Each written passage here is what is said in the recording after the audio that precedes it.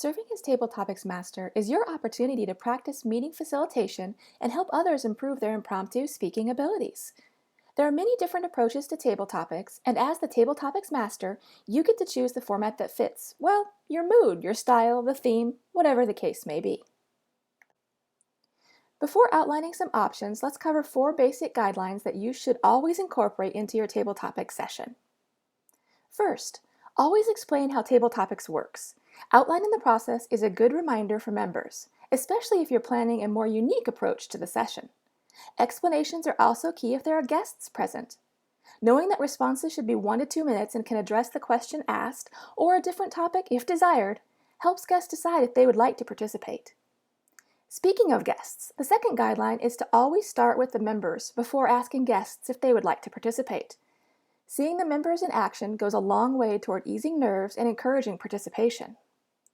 Third, have enough questions or prompts to fit the agenda.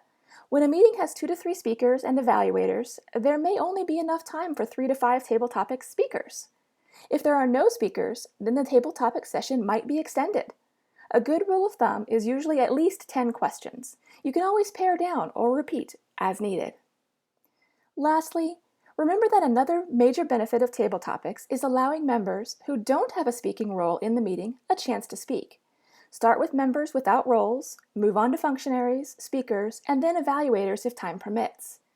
During our meetings, the evaluators are still ironing out the feedback they provide for the assigned speakers. Let them have a few more minutes to pull together their notes since their speaking opportunity is coming soon. Now for the format options. A standard table topic session is ask a question, get an answer. From a functional perspective, there are 2 approaches to the Q&A format. First, call on a person and then ask the question. This puts the person on the spot a bit and startles them to attention. It also derails the "don't pick me because I don't like that topic" response. The alternative is to ask the question and then call on the person to speak. This allows you to see the reactions of the potential participants and might help you pick someone who is eager to tackle the question or someone who will get a great practice opportunity by giving it a go. While it is the most common approach, the Q&A format is not the only way to go for table topics. Here are a few suggestions. Try visual aids. Bring a bag of goodies to the meeting. Contents could range from office supplies to food to clothes. Encourage the speaker to use the prompt as an idea trigger, but be ready with some helpful hints in case they get totally stuck. For example, if you brought in food, then ask leading questions like, "Why is broccoli your favorite food?" Index cards are a blank slate. Write prompts on the cards to give speakers their ideas for topics. To mix things up, allow them to pick a card from the table. You can decide whether to put the cards back into the mix or not when they're done. One of my favorite index cards approaches is to ask participants to pick 2 to 3 cards and then weave the words or topics on the cards into their table topic. Using pictures is a bit like index cards, but instead of words, you have visual cues. From vacation hotspots, to gardens, to bicycles, a picture truly inspires 1,000 words. Okay, maybe more like 200 to 300 words since we only have 1 to 2 minutes to respond. Last, one of my favorite table topic formats is asking participants to help tell a story.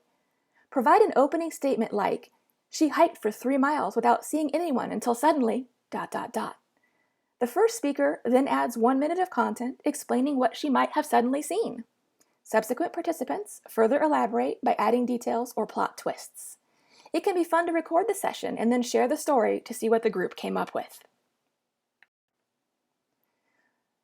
Since we're meeting online these days thanks to COVID, be creative with adapting your table topic approach. You can use items on camera or even ask participants to find their own inspiration in front of them. Using dates on coins is a great example. Participants find a coin and talk about whatever happened to them during that year. You might also use the chat function of your meeting app. The Table Topics Master can send a personal message to the speaker to give them a prompt without tipping off the audience to a challenge that might have been issued. Like, guess what conjunction the speaker was asked to use in this speech? We've gone over Table Topics basics and outlined a few different formats to consider when you are serving as Table Topics Master. Remember that Toastmasters experiences are opportunities to practice and grow. You will likely make mistakes along the way. Don't worry about missteps. Your general evaluator, or maybe your mentor, will give you some feedback to incorporate the next time. Or maybe ask them to be on point during the meeting to help you out if you get stuck. My point is, you're not alone, and the club is here to help you improve. Now head on over to the meeting agendas and sign up as the Table Topics Master for a future meeting. You've got this.